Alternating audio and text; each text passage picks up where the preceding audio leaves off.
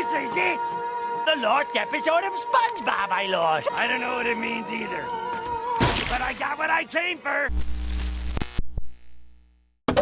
With the latest SpongeBob movie hitting theaters, I figured now would be the perfect time to go rewatch all of them and do a ranking video, so that's what we're doing. This ranking is going to be only for the feature-length movies. I'm not doing the specials like Atlantis SquarePantis.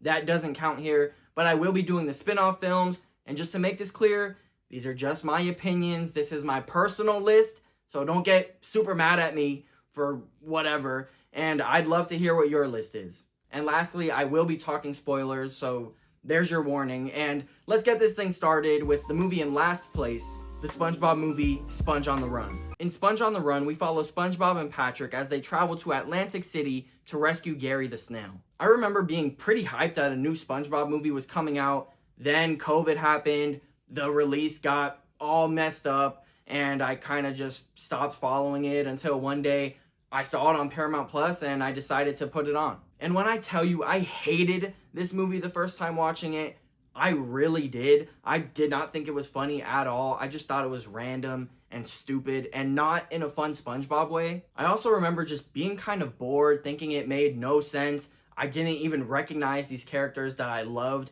for so long. It was just really hard to sit through. And after a rewatch, yeah, I don't know why I was so hard on it before. I'm not saying it's good. It's obviously in last place for a reason, but it's not the atrocity that I remember it being. The movie starts off totally fine and is totally fine for a while. I like the way they open the Krusty Krab in the beginning, and there's that nice Gary montage. Gary does go missing, and that's something they did in the show, but they do it way differently here, so I guess it's okay. But they did do that joke where SpongeBob's gone, Squidward has to try to make a Krabby Patty, and then like blows up the kitchen or whatever. We've seen that. Atlantic City was okay. It was something new, at least as far as I'm concerned. I haven't watched every single one of the new episodes, but I'm pretty sure it was something new, and I like that it was Poseidon and not Neptune, because I always kind of wondered that, like, is there a Poseidon in this world? So that was pretty cool to see. SpongeBob isn't as one note as he is in some of the later films, and seeing the paddy wagon again was pretty cool because I did always like that, and I kind of wondered, why do we never see that? We get to see it again here, so yeah, but that's pretty much it for the positives, and even the positives are kind of just, you know, yeah, that's fine, I guess. This movie probably has the weakest jokes. There are some good visual gags. I mean, it's SpongeBob, so you're gonna get good visual humor. I would hope so, but most of the other jokes, they're there, I guess, and then some are just bad. This was the first film to do the new 3D animation that they've been doing, and it would have been pretty good. I mean, it is pretty good here, but now looking at the newer films, it is kind of just the weakest there too. Where this movie really started losing me was that dream sequence that went on for a very long time. What the hell was that? We get Keanu Reeves and, you know, he says this mission is going to be important. We'll see about that. And they go and then they're in a bar, like an old Western bar, and then there's like zombie ghosts or whatever. Someone turns around. It's Snoop Dogg. Of course it's Snoop Dogg. Why not? He starts rapping, and then Danny Trejo pops up, and he's like the devil or whatever, and then they have to defeat him. It was just a waste of time. It was so pointless and random. They tried to make it feel important by literally just telling you, hey, this is important, this is important. But if you think about it, it's literally not. I mean, you could cut this out, the whole Sage character out, and it changes almost nothing about the rest of the film. So yeah, it was 100% just a way for them to pad out the runtime and get some celebrity cameos in there. This is only my third ranking video, but when I do these, I like to give each film that I'm talking about a special award. And this film gets the Shameless Award for shamelessly shoehorning in a commercial for their new show that sucks. This commercial was, of course, for their Camp Coral show. They did a flashback earlier in the movie. It was okay, but then towards the end, they do one, and then do another one, and then another one, and another one. Oh my God. Literally just saying, hey, you like this Camp Coral stuff? You like this Camp Coral stuff? Hey, check out our new, like, in your face. Like, oh my God. I couldn't bear it. It actually bothered me that they just did not care at all. Just the principle, just the fact that they were doing this actually did irritate me. And like I said, it sucks. It looked bad. It made me not want to check that show out at all. Plus, I know it's a younger SpongeBob, but this voice for SpongeBob, crazy. Hello, little snail. What's your name? Gary, huh? This movie would be just fine, like some of the other movies, just a fun little adventure, you know, SpongeBob characters doing their thing, whatever. But the things that bothered me really bothered me, so yeah, this is easily last place. In 5th place, we have the SpongeBob movie, Sponge Out of Water. When the Krabby Patty formula goes missing and Plankton is blamed, SpongeBob will team up with him to find the formula and prove Plankton's innocence. Let's first address the biggest complaint with this movie, the title. It promises Sponge Out of Water, SpongeBob and crew, whatever, venturing into our world, getting into trouble in our world. Cool, perfect. It also promised they're gonna be superheroes. That sounds awesome. Young me was like, oh hell yeah, I'm so into this, like let's do this. So I checked the times during this last rewatch. Combined, it was 20 minutes of the movie. Sponge Out of Water and the superhero stuff combined, 20 minutes of the movie.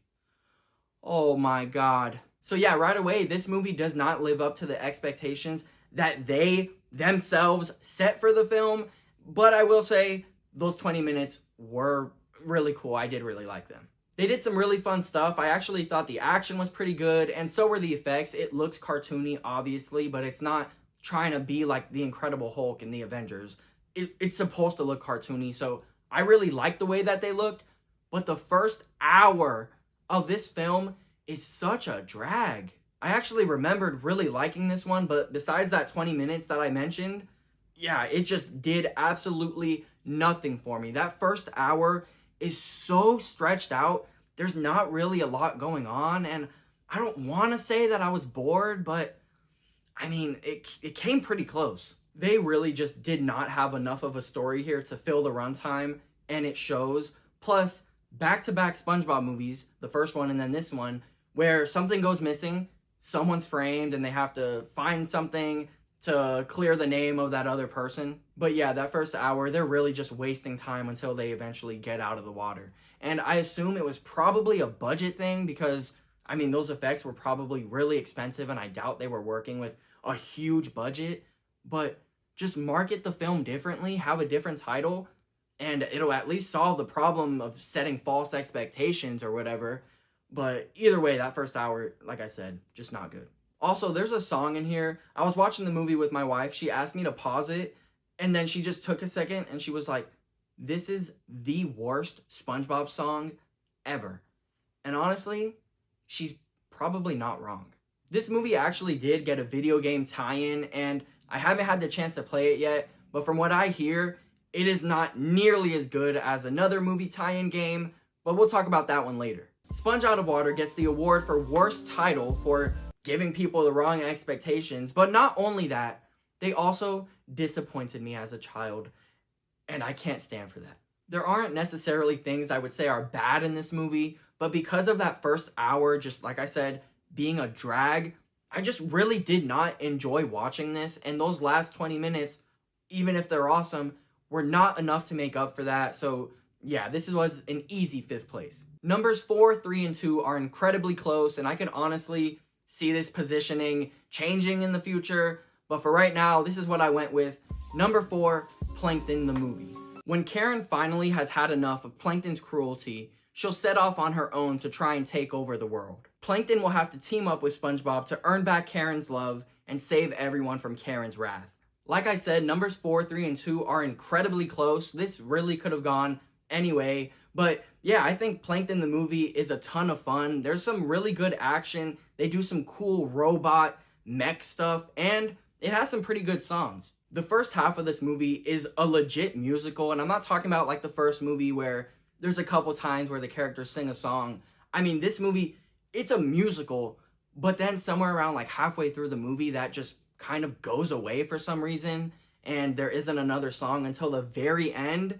So that was kind of a bummer because I was really into it. I think the jokes here are pretty strong, mostly carried by the visual gags, of course, although they do copy jokes that we've seen in other SpongeBob stuff, which sadly is pretty common in most of these movies. I really did like seeing the backstory of Karen and Plankton. There's definitely some really good stuff in there, but I felt like it took up a lot of the runtime. It is something that deserves a good amount of focus, but then I kind of felt like the main plot currently going on almost didn't get enough focus. I will give them some credit though. They did tackle some pretty heavy subject matter. They didn't get super into it, but addressing a toxic, abusive relationship in a way that kids can understand, I mean, that's a bold move, and I think they kind of pulled it off.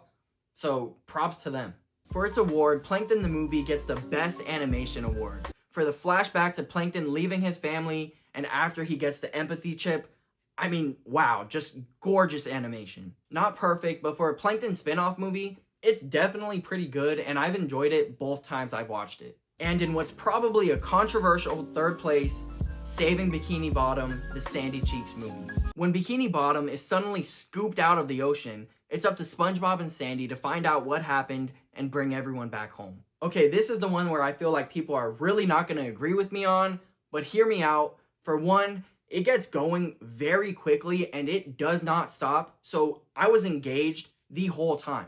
It was cool to have Sandy be the lead in a nice, fun adventure, since in most of the movies, she doesn't really get anything to do. I think at most, she has like 5 to 10 minutes of screen time in the other movies. The songs were pretty good. They introduced Sandy's family and who she works for. And with the family and who she works for, I think they also did some pretty interesting stuff there. I really liked the family's car and seeing how a group of squirrels work together to drive.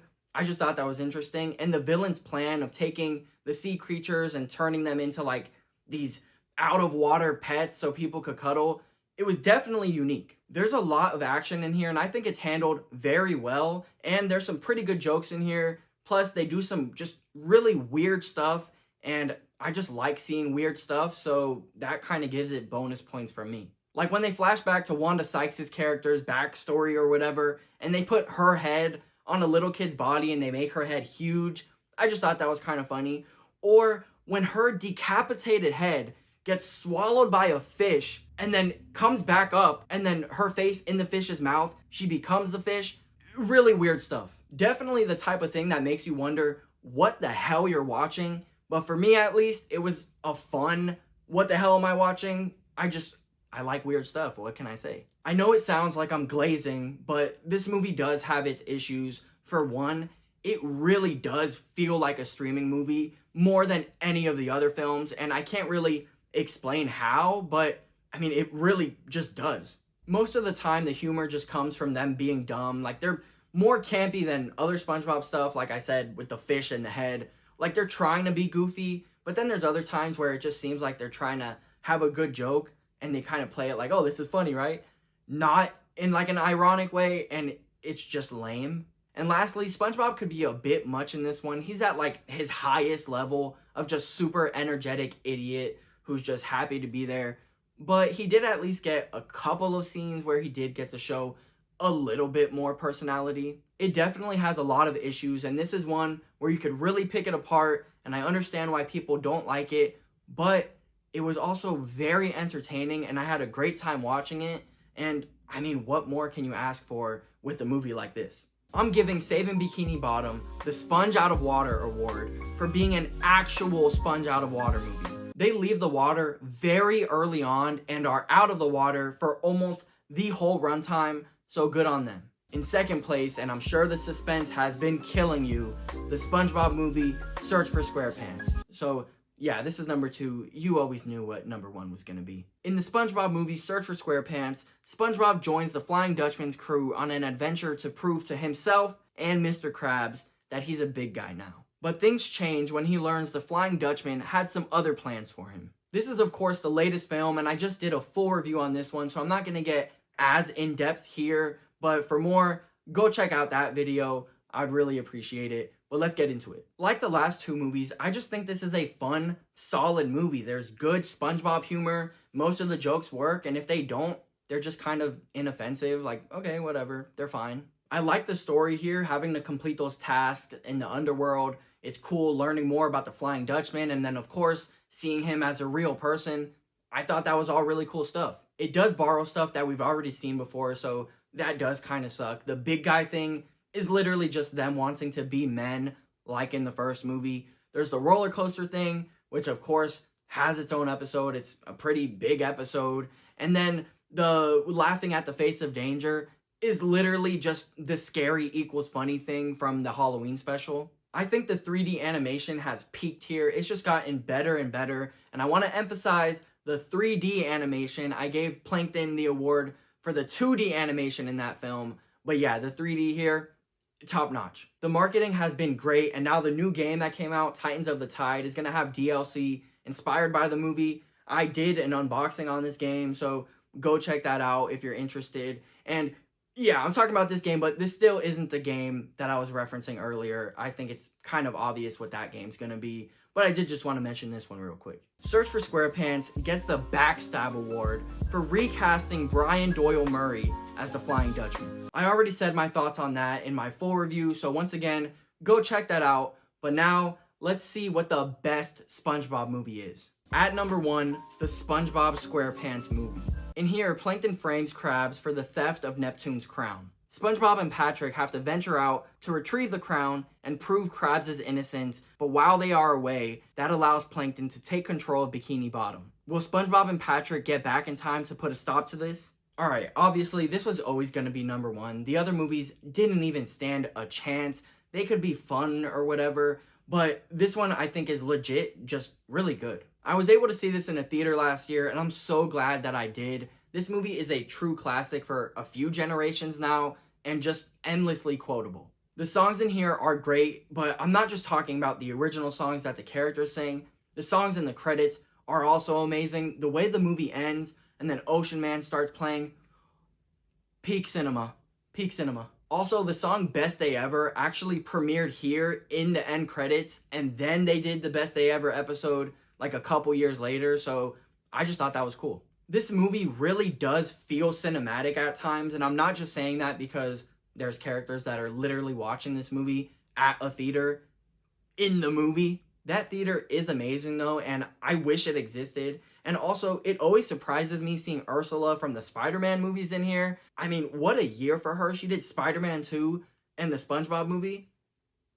Could you ask for a better career? The performances are great, of course, but I really think Tom Kenny kills it. He has to cover a really wide range of things in here, and he nails all of them. I feel like people overlook this performance because they're like, oh, it's SpongeBob, it's Goofy, whatever.